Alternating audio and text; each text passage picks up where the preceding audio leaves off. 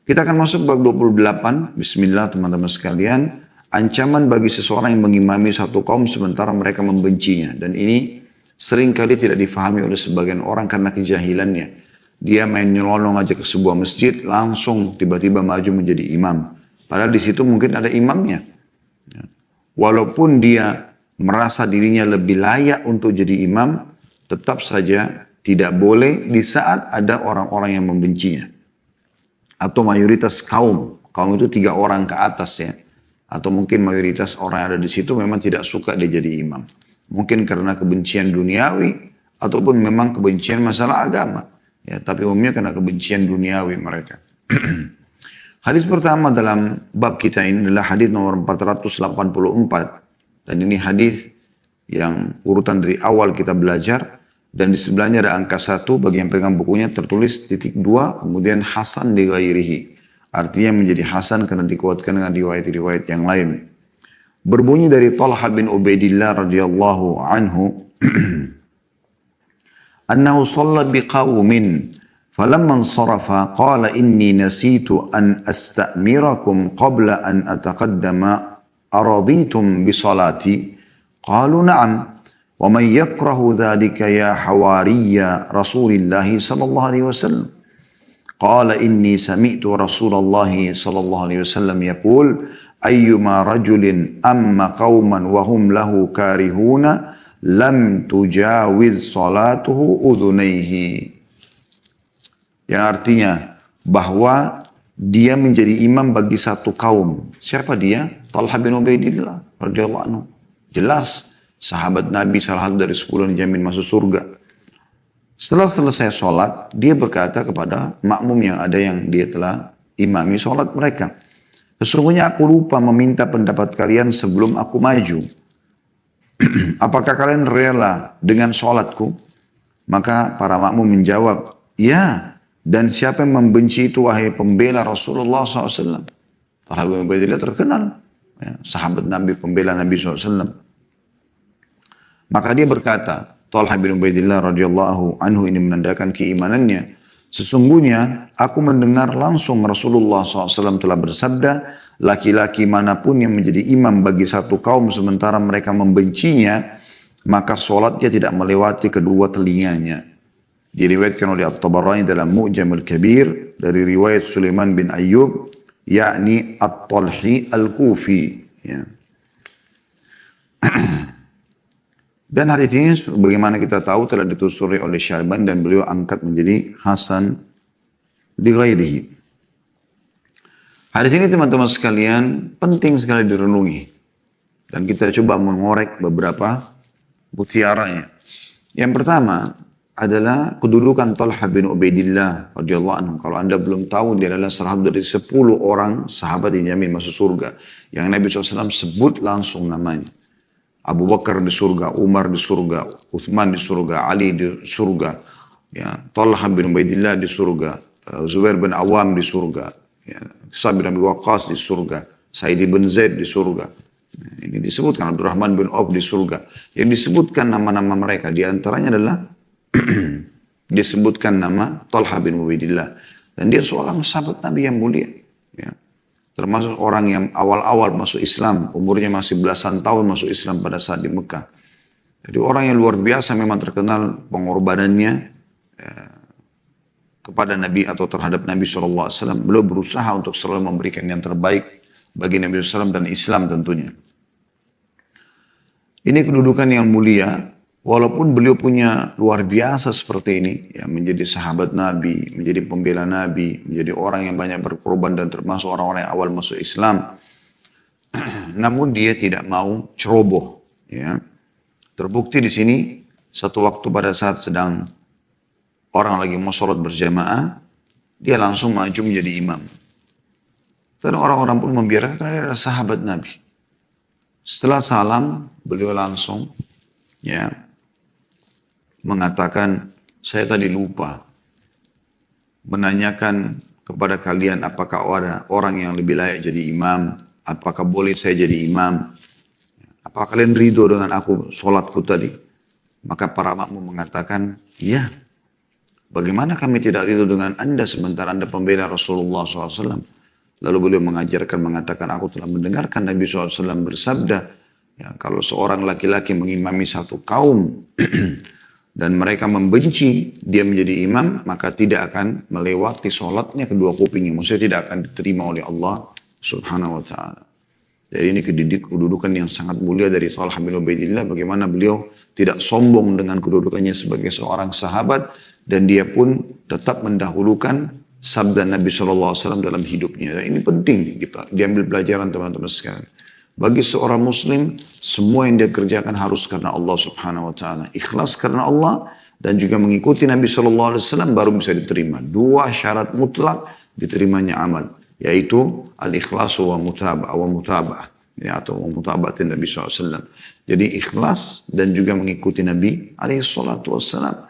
Jadi tidak boleh teman-teman sekalian, bukan lagi saatnya kita ya untuk selalu masuk ke masjid hanya untuk dipuji oleh orang, sholat, zikir, berdoa, baca Quran, hadir dalam majelis ilmu atau mengisi pengajian, lalu kemudian riya. Untuk apa? Manfaatnya apa? Tidak menggemukkan badan, ya, tidak mempertampan wajah, tidak menambah harta, tidak ada apa-apa. Kecuali dengan pujian orang atau hanya karena pujian orang saja. Dan semoga Allah SWT mengikhlaskan niat kita dan selalu Allah terima seluruh amal yang kita kerjakan. Karena memang sebagian salaf mengatakan, ya sesuatu yang paling berat yang aku selalu harus kontrol adalah keikhlasanku. Karena mungkin dia ikhlas di awal lalu kemudian syaitan masuk ya di tengah-tengah ibadah atau di akhir ibadah bahkan sehingga merusak seluruh ibadah yang sudah dikerjakan oleh dia. Karena itu setiap muslim harus jeli sekali. Kemudian yang kedua, teman-teman sekalian, yang kita bisa ambil pelajaran daripada hadis ini, bagaimana seorang imam wajib mengetahui apakah atau syarat menjadi imam secara umum dan apakah makmum suka dengan dia atau tidak. Ini poin penting sekali. Ya, dan ini yang menjadi inti bahasan bab kita, teman-teman sekalian. Jadi kita harus memahami apakah diterima atau tidak. Mereka terima atau tidak. Ya. Tentu banyak orang suka karena imam. Dengan imam mungkin karena suaranya bagus. Ya. Mungkin karena penampilannya rapi. Ya. Artinya tentu penampilan rapi ini harus diikuti dengan bacaan yang bagus ya. Karena syarat-syarat jadi imam juga harus bacaannya paling benar. Hafalannya paling banyak dan seterusnya. Tapi suara yang bagus juga ini bagian daripada hal yang ditekankan sekali. Ya. Sebagaimana pernah seorang sahabat bernama Abdullah mimpi melihat panduan azan ya, dari seorang malaikat pada saat Nabi SAW memerintahkan para sahabat untuk ya mencari apa sih kira-kira tanda yang bisa digunakan untuk waktu sholat tiba. Setelah dia sampaikan kepada Nabi SAW, kata Nabi SAW, ajarkan kepada Bilal lafaz azan itu karena dia lebih bagus suaranya daripada kamu. Supaya orang tertarik untuk mendengarkan ayat-ayat Allah. Ya. Kami pernah sholat di belakang satu imam. Subhanallah, sudah suaranya nggak bagus. Dia lama sekali baca ayat. Seakan-akan dia sedang mengulangi hafalannya. Ini mengganggu orang. Ya, mengganggu orang. Nanti akan kita jelaskan masalah adab-adab menjadi imam itu ya, insya Allah. Maka di sini teman-teman sekalian yang perlu digarisbawahi adalah si imam wajib mengetahui apakah para makmum suka dengan dia. Ya, baik ini suka, ya, apa tidak, jangan sampai tidak suka sama dia. Kalau tidak suka urusan dunia atau urusan akhirat, tapi yang umumnya masalah dunia, gitu kan. Maka dia sudah cukup untuk tidak menjadi imam. Dan itu lebih baik dia tinggalkan. Nanti akan kita jelaskan panjang lebar insya Allah setelah saya baca beberapa hadis ya. Karena hadis-hadis ini satu bab dan serupa. Jadi intinya dia harus tahu apakah kaum itu ridho dengan dia atau tidak. Ya, suka dia jadi imam atau tidak. Ya, nanti kalau dipersilahkan, ya, dia boleh bertanya apakah kalian ridho. Dan ini penting. Makanya Talha bin Ubaidillah tanya apakah kalian ridho tadi aku jadi imam. Ya, pada saat dia mau maju pun bisa dibahasakan itu. Apakah boleh saya jadi imam? Mereka mengatakan, iya silakan. Atau mungkin ada isyarat dari para makmum untuk bersilahkan. Maka itu insya Allah bisa mewakili. Kemudian yang ketiga adalah bagaimana tidak diterimanya sholat bagi imam yang dibenci oleh makmumnya. Ya. Kembali lagi ke masalah tadi, tapi ini lebih kepada inti hadis. Ya. Bagaimana Nabi SAW mengatakan, kalau seseorang mengimami satu kaum dan mereka membenci, sholatnya tidak akan melewati telinganya. Ini garis bawah teman-teman sekalian, penting sekali. Ya. Jadi makanya tidak boleh sembarangan. Saya lihat ada sebagian orang menyelonong masuk ke masjid, langsung jadi imam. Walaupun kadang-kadang dia tahu ada imamnya di situ. Termasuk adabnya teman-teman sekalian, kalau Anda sudah terlanjur maju, belum takbir, Anda masih sementara mau mengatur shaf. Nanti Anda lihat ada imamnya di situ datang, Anda persilahkan dia kembali. Kecuali Anda sudah takbir, itu berbeda. Nah, karena ada orang melihat itu terlalu terpak, dia tetap memaksakan diri untuk jadi imam. Mungkin ada sebagian orang suka dengan imam yang rutin, kemudian mereka tidak suka dengan Anda jadi imam. Percuma sholat Anda tidak diterima. Jadi ini perlu digarisbawahi. Kemudian hadis yang kedua dalam bab kita ini, sahih li ghairihi, dan urutan 485 dari awal kita belajar, dari Atha bin Dinar al-Hudhali radhiyallahu anhu, bahwa Rasulullah sallallahu alaihi wasallam bersabda, "Thalathatun la yaqbalullahu minhum salat." Saya ulangi, "Thalathatun la yaqbalullahu minhum salatan wa la tas'adu ila as-sama' wa la tujawizu ru'usahum. Rajulun amma qauman wa hum lahu karihun wa rajulun shalla ala janazatin wa lam yu'mar wa imra'atun da'aha zawjuha min al-laila fa'abad alaihi." Hadis ini sahih, ya, di ghairihi, dikuatkan dengan riwayat-riwayat lain, diriwayatkan Ibnu Khuzaimah dalam sahihnya. Artinya, kata Nabi SAW, 3 orang yang Allah tidak menerima sholat dari mereka. Dan sholatnya tidak naik ke langit, bahkan tidak melewati kepala mereka. Yang pertama, dari 3 orang ini, seorang laki-laki yang menjadi imam bagi satu kaum sementara mereka membencinya. Yang kedua, seseorang laki-laki yang mensolati jenazah sementara dia tidak diperintahkan atau tidak minta jadi imam. Yang ketiga, seorang wanita yang diajak oleh suaminya ke tempat tidur pada suatu malam tapi dia menolaknya. Hadis ini teman-teman sekalian termasuk hadis-hadis yang ringkas tapi berisi padat sekali larangan-larangan Nabi Sallallahu Alaihi Wasallam. Dan bagi orang yang peduli dengan sholat, dia akan khawatir dengan ini. Yang pertama adalah, karena ini tidak naik ke langit, tidak diterima oleh Allah SWT, tidak dilaporkan, tidak dibawa kepada Allah SWT. Dia tidak akan percuma dia sholat, buang waktu saja. Ya. Seorang laki-laki yang menjadi imam bagi satu kaum sementara mereka membencinya. Nanti akan kita jelaskan panjang lebar nanti ya. Setelah kita jelaskan atau baca semua hadis ini, kita akan baca insya Allah nanti atau kita akan paparkan apa sih sebenarnya syarat menjadi imam itu. Ya. Supaya kita lebih hati-hati. Karena kalau seseorang diantara syaratnya nanti adalah harus makmum tidak membencinya. Walaupun dia bacanya bagus, hafalannya bagus, selama makmum tidak suka nggak boleh jadi imam. Sudah cukup dia meninggalkan. Akan lebih besar pahalanya dia tidak jadi imam.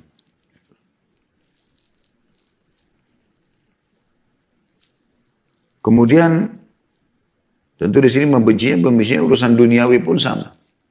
Kalau sudah mayoritasnya tidak suka, nggak boleh. Kalau cuma 1-2 orang yang tidak suka, dia nggak ada masalah. Tapi kalau sudah hampir seluruhnya satu masjid tidak suka, gitu kan? Ini tidak boleh jadi imam. Yang kedua adalah seorang laki-laki yang mensolati jenazah sementara dia tidak diperintahkan. Ini juga mirip tadi, menjadi imam. Kalau tadi disebutkan sholat 5 waktu, ini sholat jenazah. Jadi teman-teman, ada baiknya Anda bertawadhu. Ya. Pada saat Anda masuk ke dalam satu musola, satu masjid, ada imamnya, Anda biarkan dia jadi imam. Tidak ada imam, mereka lagi pada cari imam, Anda tidak usah tiba-tiba menawarkan diri. Tunggu saja gitu. Kecuali Anda lihat memang orang sudah bingung gak ada imam, ya, iqamah sudah dikumandangkan, baru Anda mengatakan, Anda tanya, boleh nggak saya jadi imam? Kalau dipersilahkan Anda jadi imam. Jangan tiba-tiba nyelolong aja, gitu kan. Ini perlu digarisbawahi teman-teman sekalian. Karena ini tidak diterima sholatnya, percuma. Dan ini sangat erat hubungannya sama bab 27 yang tadi sempat kita ulangi sedikit hadisnya. Kalau imam seperti ini, dia nggak diterima sholatnya, tapi seluruh makmum diterima sholatnya. Dan yang ketiga adalah ini peringatan kepada para wanita. Seorang wanita yang diajak oleh suaminya untuk tidur bersama, untuk biologis, selalu dia menolak. Ini juga banyak sekali syaitan menjerumuskan para muslimah kepada pelanggaran-pelanggaran syariat. Ya, hanya karena merasa lebih dari suaminya. Ya, tidak usah terlalu dandan menawarkan diri buat suami. Ya, tidak usah memenuhi kebutuhan suami. Nanti akhirnya dia terlalu percaya diri atau apalah waswas syaitan. Semuanya harus dilawan. Layani biologi suami Anda karena Allah Subhanahu wa Ta'ala. Suami sudah cukup capek di luar bekerja. Maka Anda sebagai muslimah wajib menghilangkan penatnya itu. Memenuhi kebutuhannya, biologisnya, makanannya. Ya. Hilangkan capeknya. Semua itu pahala yang sangat besar.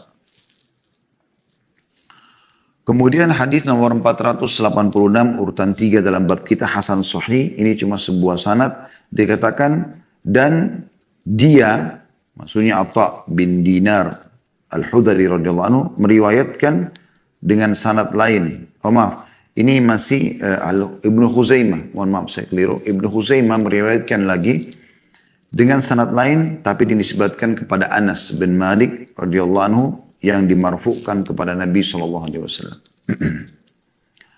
Lalu hadis 487 urutan 4 dalam bab kita dengan sanad hasan dari Abu Umamah radhiyallahu anhu dia berkata Rasulullah SAW bersabda, "Thalathatun la tujawizu salatuhum adhanahum al-abdul abiku hatta yarji' wal mar'atu batat wa zawjuha 'alayha sakhit wa imamu qaumin wa hum lahu karihun."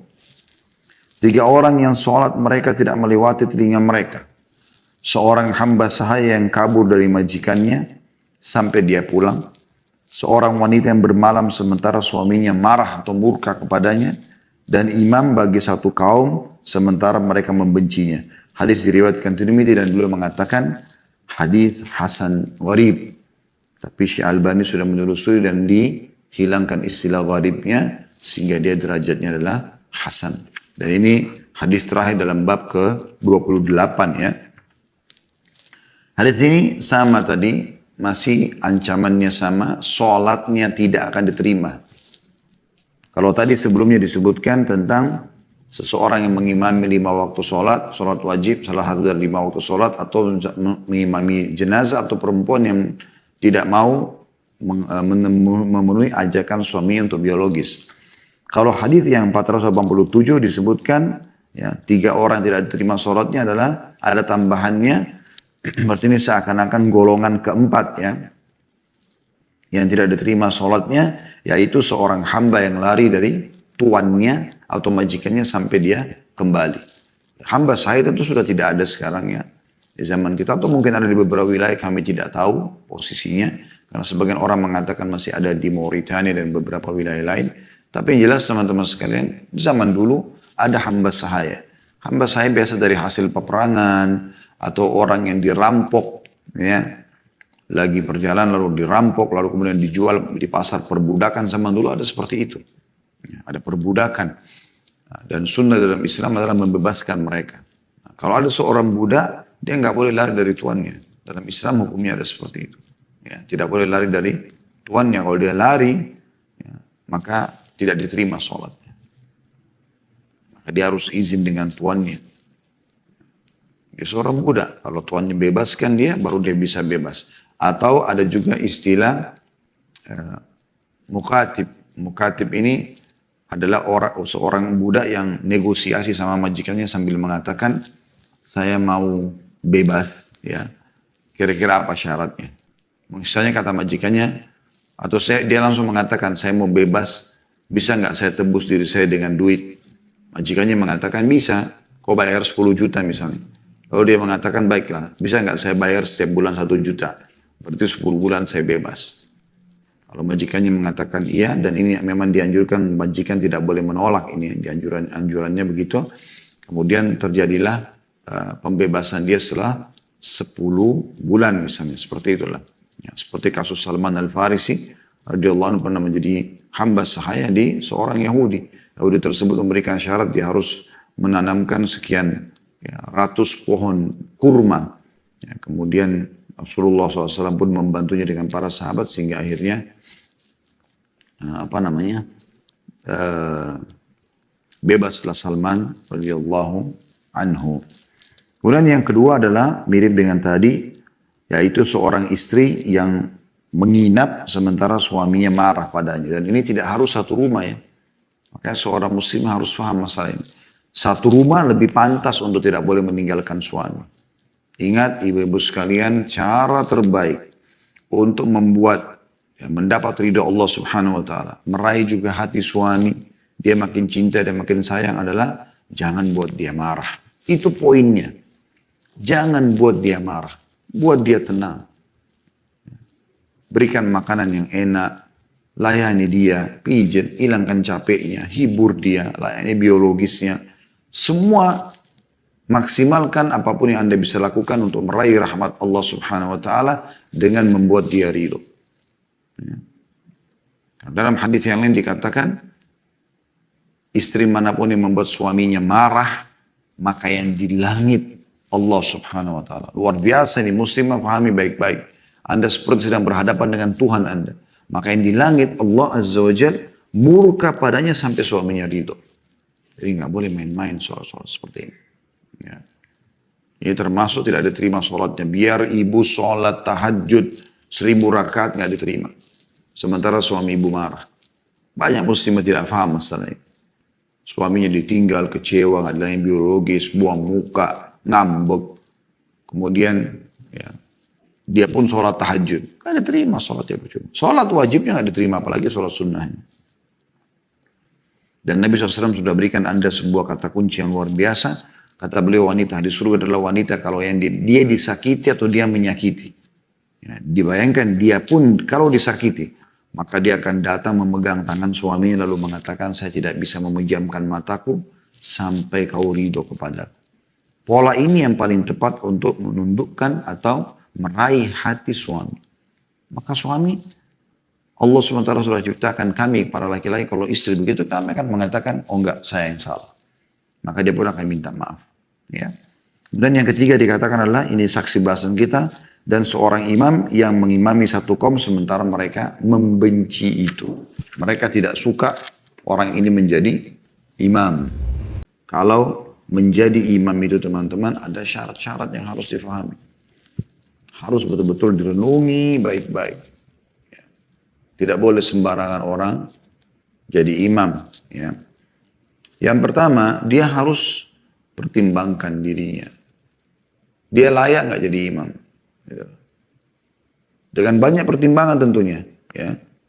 Seperti misalnya, kalau di masjid itu ada imam, dia nggak boleh tiba-tiba nyolong jadi imam. Ya. Walaupun dia lebih tua, walaupun bacanya lebih bagus. Nah begitu Nabi SAW sebutkan dalam hadis. Ya. Kemudian, kalau ada penguasa, nggak boleh dia main nyelonong.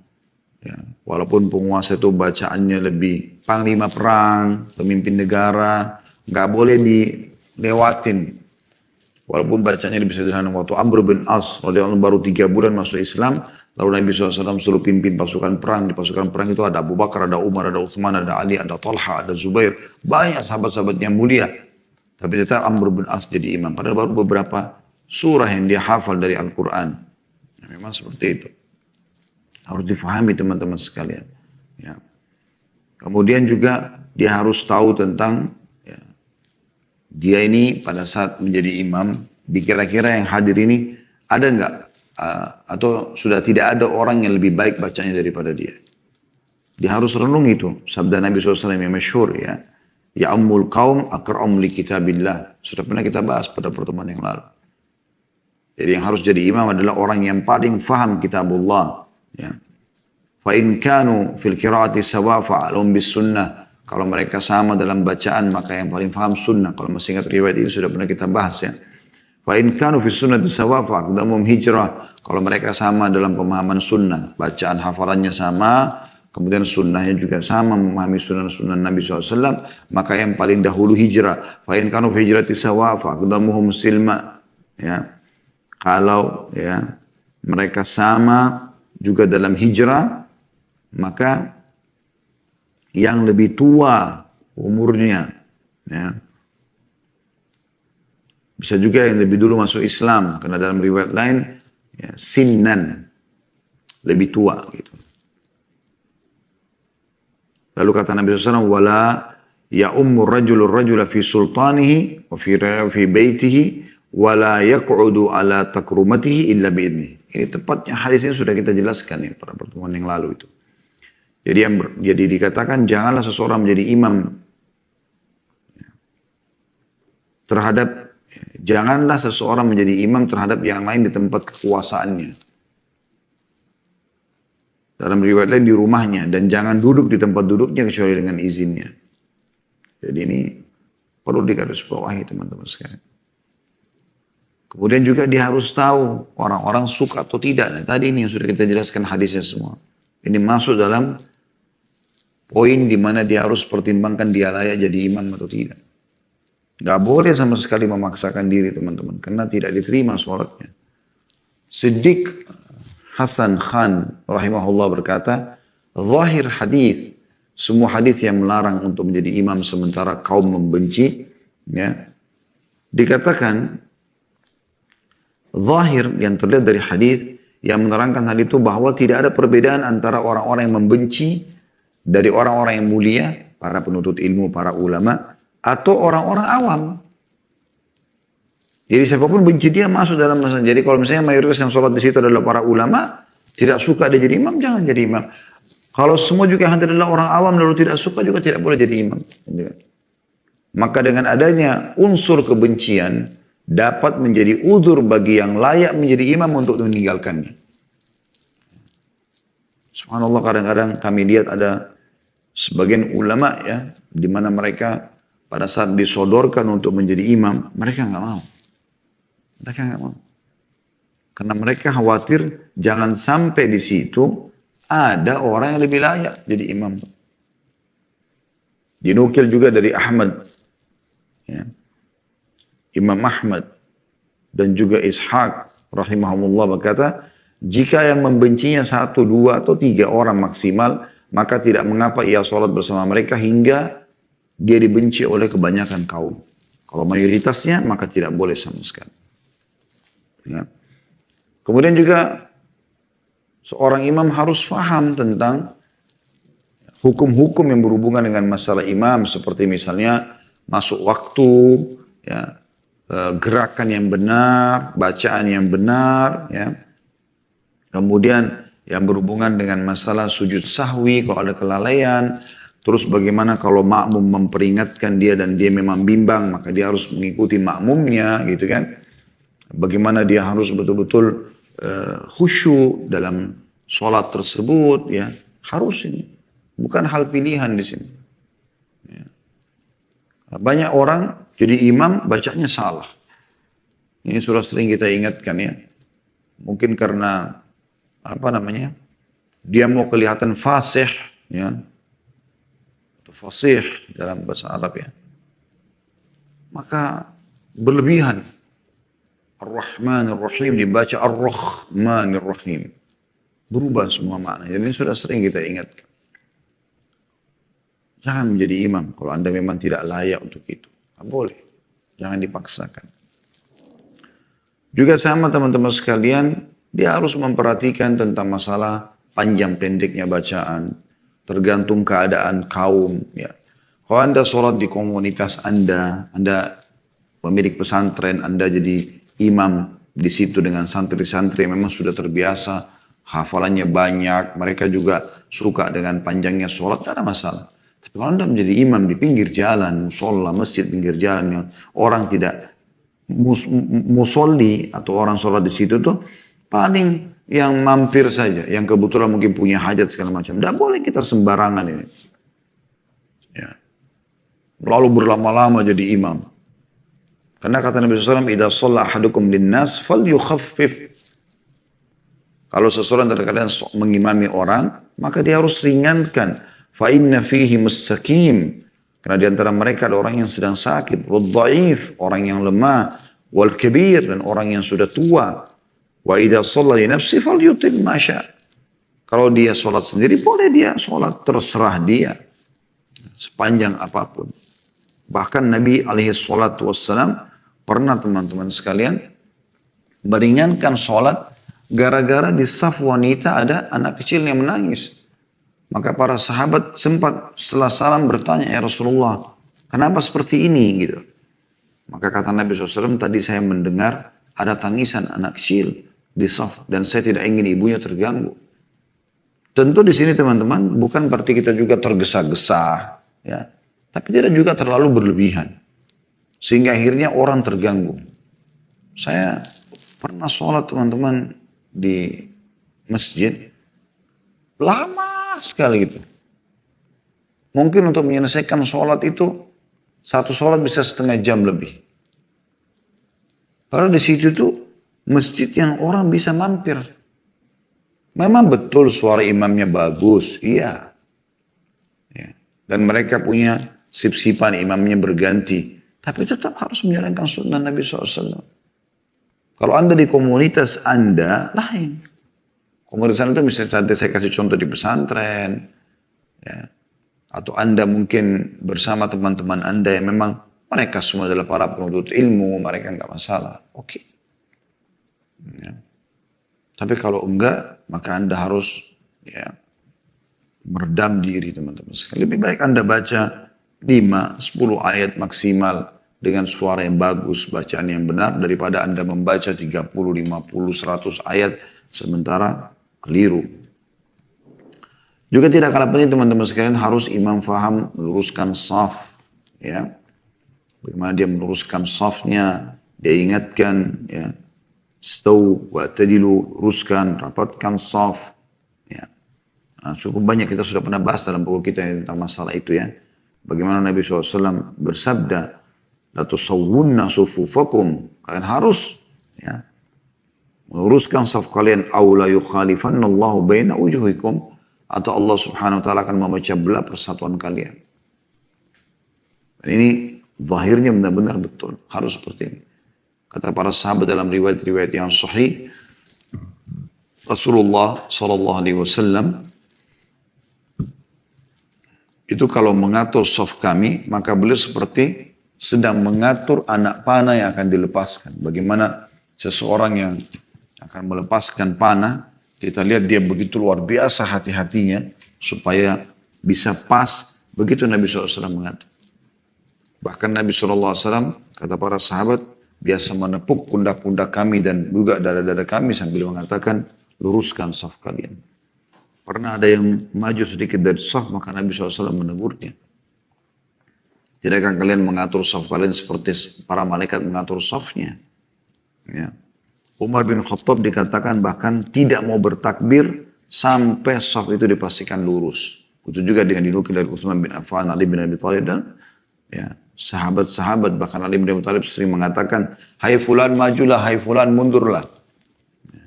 Jadi diingatkan seperti itu.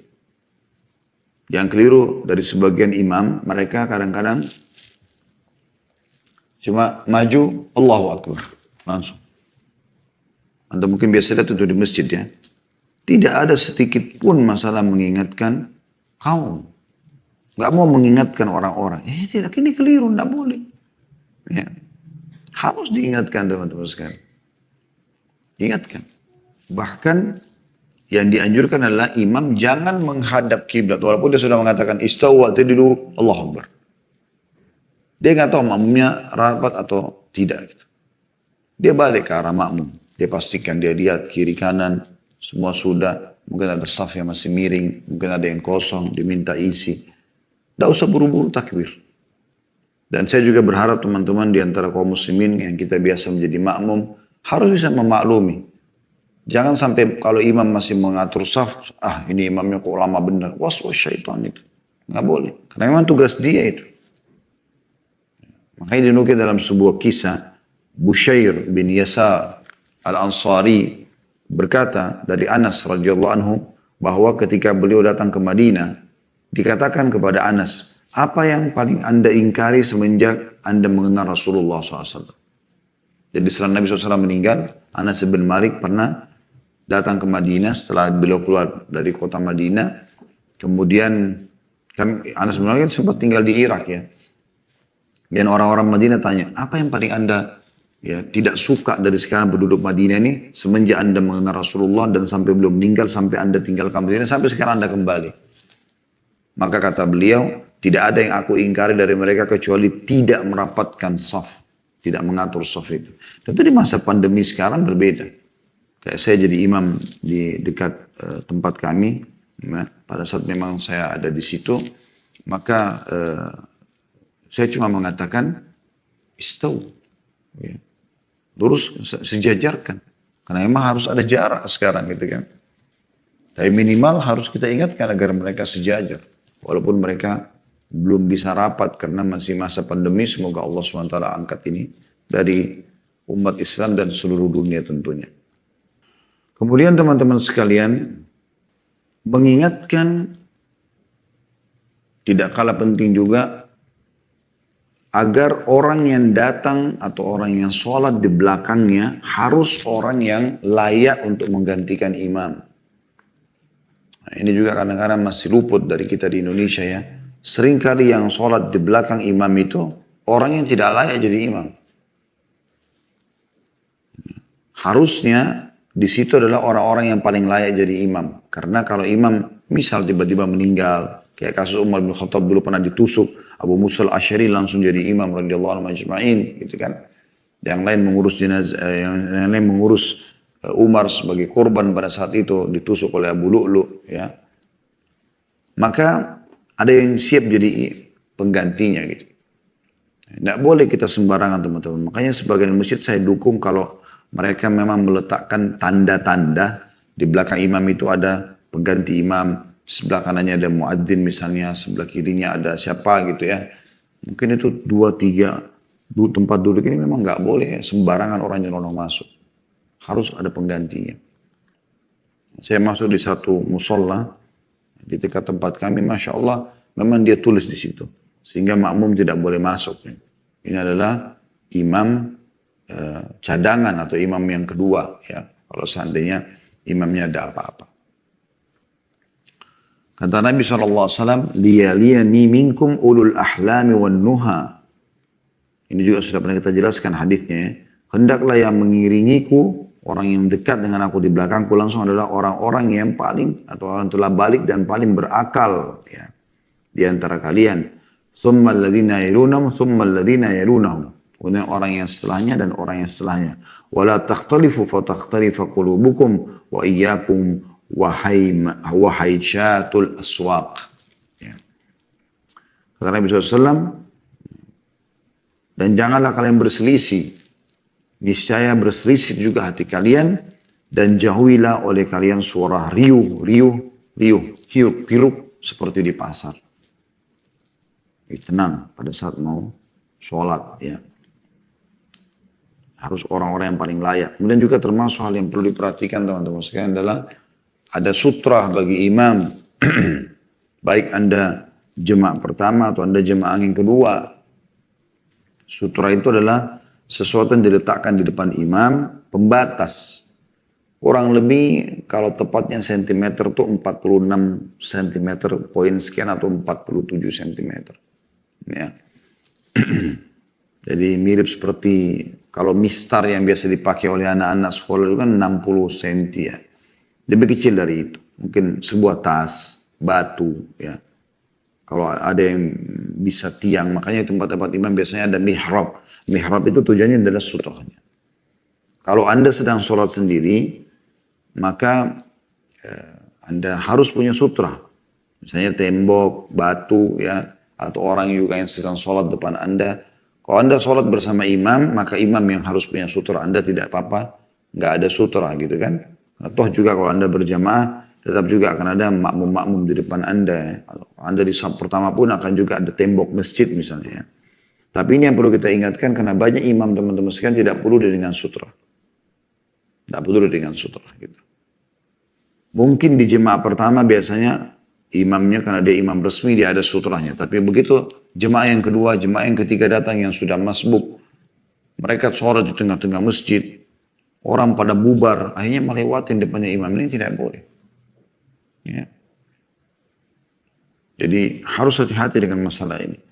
Makanya Nabi SAW mengatakan, La tusallu illa ila sutra. Jangan pernah kalian sholat kecuali menggunakan sutra atau pembatas.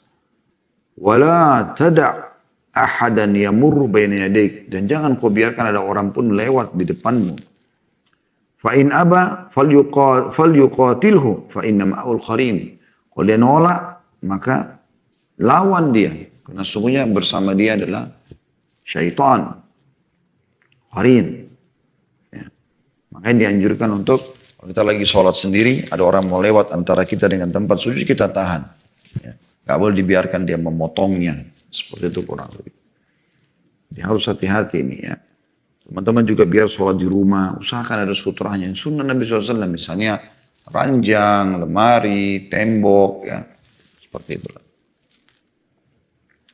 Dan ini juga termasuk hal yang perlu diperhatikan tentunya ya tentang masalah hal tersebut. Ya. Kemudian juga termasuk yang perlu diperhatikan adalah jangan melanjutkan sholat teman-teman sekalian di saat batal wudhu. Ini termasuk mungkin poin yang perlu difahami oleh imam. Misalnya dia kira dirinya sudah punya wudhu. Ternyata tidak gitu kan. Ternyata tidak gitu. Dia tidak punya wudhu. Mungkin dia baru ingat, oh ternyata saya tadi nggak punya wudhu. Tapi karena malu memberhentikan sholat maka dia lanjutkan sholatnya. Semoga Allah maafkan yang lalu-lalu kalau memang pernah terjadi. Tapi Anda harus paham hukumnya. Kalau itu tidak boleh. Ya. Tidak boleh. Dia harus betul-betul ya memberhentikan sholatnya. Nah, di sini yang di belakang tadi berhubungan dengan poin sebelumnya, bagaimana dia langsung faham kalau imam sudah pergi berarti dia yang menggantikannya. Jadi dia batal wudhu di sini. Ya, ini perlu digarisbawahi. Karena memang poin-poin seperti ini perlu difahami. Kemudian juga tidak kalah penting teman-teman sekalian adalah kalau dia menjadi imam rutin, dia harus bisa ya, memberitahukan kalau dia terlambat. Atau dia memang menentukan, misal dia bilang sama muadzin, karena kata Nabi SAW, muadzin lebih berhak terhadap waktu masuk sholat dan imam lebih berhak terhadap iqamah sholat. Ya. Jadi kalau Anda sudah ditunjuk sebagai imam rutin di sebuah tempat, Anda punya hak kalau Anda datang baru iqamah sholat, walaupun lama waktunya. Oleh karena itu lebih baik disepakati, apalagi sekarang bagus ada jam digital atau digital yang mengingatkan tentang durasinya ya. Anda sebagai imam Anda bilang pada muadzin, kalau dalam 15 menit saya nggak datang, iqamah saja. Dan siapa yang jadi imam silahkan. Itu bagus, gitu kan. Karena sebenarnya anjuran dalam syariat lebih tepatnya adalah tidak boleh iqamah sampai imamnya datang. Nah, pernah para sahabat menunggu Nabi SAW itu dari habis Isya sampai pertengahan malam. Kalau kita sekarang mungkin jam 12 malam baru Nabi SAW keluar mengimami sholat Isya. Karena beliau imam.